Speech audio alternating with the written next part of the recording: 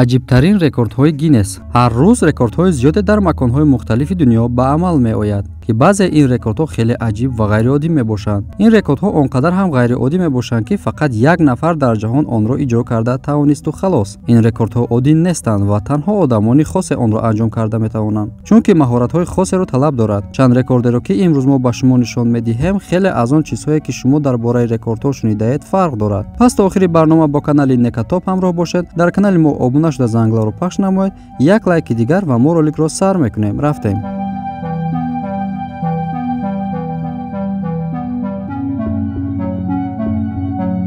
салом дӯстони азиз, ба диққати шумо мерасонем ки ширкати Азия Маркет ки ба фурӯши доруҳои гиёҳӣ, танҳо доруҳои гиёҳӣ машғул аст ва кайҳост ки дар боварии муштариён даромадааст ва мо кайҳост ки реклама кардаистем бо боварии комил гуфта метавонем ки доруҳошон оригиналай, мисол хеле подделка нестай ва имрӯз бошад як доруи нав овардагианд дар ҳамин ширкат. ин бовар кунед бениҳоят муфидай. Диққатонро мерасонем ки 3 дар 1 трибулсун овардагианд, яъне чӣ иборат аст аз ин як упаковкаи 3 дар 1.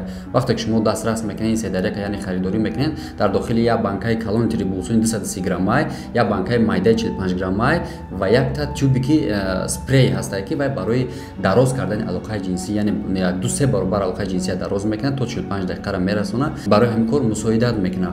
ва инчунин агар шумо дар дохили Москва бошед, доставка ҳамун рӯз тариқи курьер расонда мешавад. ман ба шумо кафолат медиҳам. ва агар дар дигар шаҳрҳои дуҳдастии Россия қарор дошта бошед, тариқи почта то 2 рӯз бурда мерасонанд ва шумо метавонед ки аз ҳамин рақамҳое ки дар рӯи экран дестоден аз номи канали Некатоп гап занед, боз ба шумо дар барои расондани доставка кӯмак мекунанд ва скидка мекунанд. шикастани ҷавзаи ҳиндӣ. ин лаҳза дар ҳақиқат одамро дар ҳайрат мемонад. марде бо чашми баста норҷил ҷавзаҳои ҳиндиеро ки дар атрофи дӯсташ буд бо болға мешиканад. дар атрофи сар ва дар атрофи ҳассостарин ҷойҳои бадан. тасаввур кунед ки агар дасти ӯ каме хато равад чӣ мешавад. ва дар бораи ин рекорде ки шумо ҳозир дидем, фикру ақидаҳоятонро дар комментария нависед ва мо роликро идома медиҳем.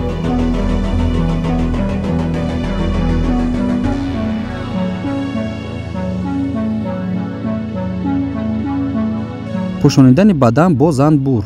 ин марди чинӣ занбурҳои зиёдеро дар бадани худ раҳо карда муддати зиёде сабр кард ва ба ҳамин хотир номи худро дар китоби рекордҳои Гиннес сабт кард. дар бадани ӯ беш аз 637 000 занбури асал буд. ӯ дар ин бора гуфт: барои сабти ин рекорд одам бояд ором бошад. агар занбури асал шуморо неш занад, худаш мемирад. барои ҳамин онҳо аз неш задан худдорӣ мекунанд, то замоне ки шумо онҳоро таҳрик ба ин кор накунед. агар ҳис кардед ки рафтори занбурҳо дигар мешавад, дарҳол кӯшиш кунед ки сабаби ин рафторашонро муайян созед ё ин ки аз давом додани кӯшиши худ даст кашед.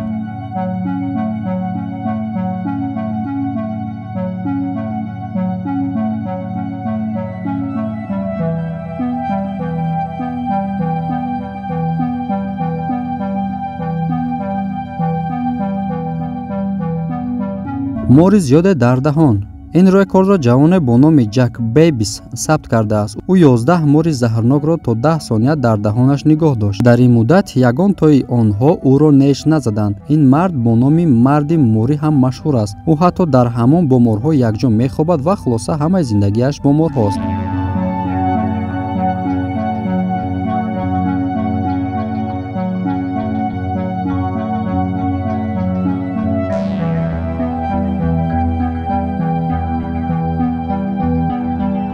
нигоҳ доштани вазни зиёд бар мӯи сар. ин мард ҷон ном дошта ба хотири рекорди аҷибаш хеле машҳур аст ва ҳатто касе бо рекорди ӯ ҳатто наздик ҳам нашудааст. охирин рекорди ӯ ин бардоштани вазни бисёр бо сараш буд. ӯ тавонист ки 33 сония ин вазнро бардорад.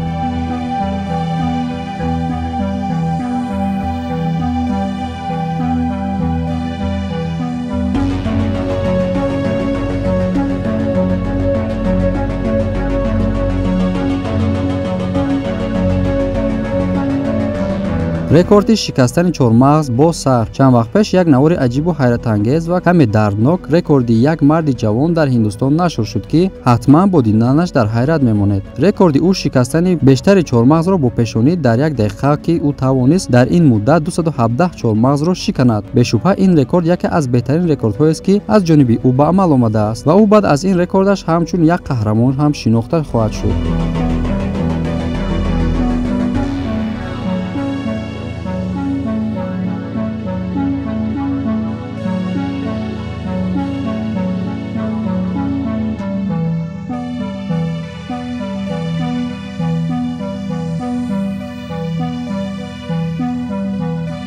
тай кардани масофаи дур бо бадани оташгирифта. ин мард ҷозеф ном дорад ва бо бадани шӯъла гирифта тавассути асп ба бештарин масофа кашида шуд. ба ҳамин хотир соли 2017 номи ӯ ба китоби рекордҳои гиннес дохил карда шуд. бадани ӯ шӯъла мегирифт, яъне аз оташ. ӯ ба баданаш малҳами хунуккунанда молида буд ва чанд қабат либоси ғафс пӯшида буд. ҷозеф тавассути асп 500 метр кашида шуд. асп ба таври махсус омӯзонда шуда буд ки бо суръати 35 км/соат ҳаракат кунад. ин рекорди ӯ соли 2013 ба амал омадааст. ӯ ин ҳолатро 5 дақиқа ва 41 сония тоқат кард. маълум аст ки ин кор ба омодагӣ ва маҳорати хос эҳтиёҷ дошт, зеро як хатогӣ ва ҳаракати ноҷо метавонист шӯълаҳои оташ ба бадану даҳони ӯ дарояд.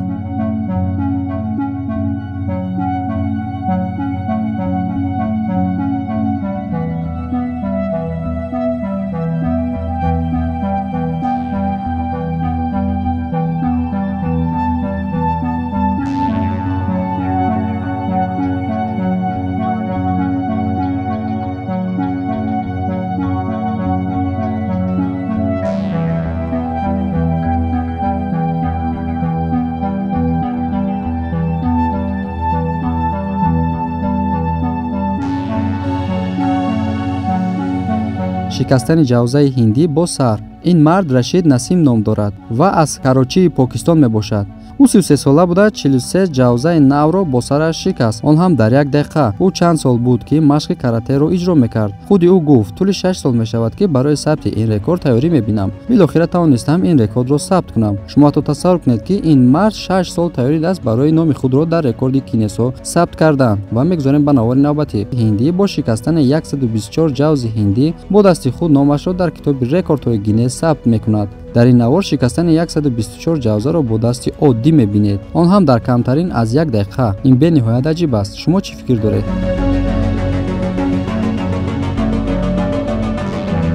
баромадани зинаҳо бо сар. дар навтарин рекорди варзишии Гиннес бо ин марди чинӣ шинос мешавем. ӯ дар ҳоле ки бо сараш ба замин истода буд ва фақат бо сараш худро нигоҳ медошт, бе он ки зинаҳоро ҳатто лаҳзае ҳам лаҳмз кунад ва бе такя кардан ба чизе тавонист ки 36 зина барояд танҳо бо сараш. хуб, тамошобинони гиромӣ, дар ҳамин ҷо навори имрӯзаи мо ба охир расид. ба шумо писанд омада бошад лайкгузорӣ кунед, дар комментария фикру ақидаҳои худро нависед ва то видеои оянда дар паноҳи худо бошед. хайр.